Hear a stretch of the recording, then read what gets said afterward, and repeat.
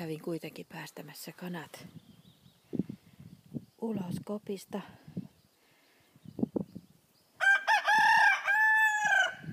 Ja nyt Glad kiekuu kilpaa käkien kukunnan kanssa. Vappu ei ole vielä uskaltanut tulla ulos ollenkaan. Tästä niin menee tonne niiden kotiin. Sitten niillä on käytössä tää aitaus ja mun kasvimökki. Onkohan tää kuva ihan epätarkka? Hyvä Glad. Joo. Ja Glad on ihan tohinoissaan. Kanat on ihan rauhalliset, mutta Gladin pitää panna milloin kutakin. Meille tuli vähän väärät kanatkin eilen illalla, kun pimeässä niitä otettiin, niin naapurin kanat oli merkitty sinisellä.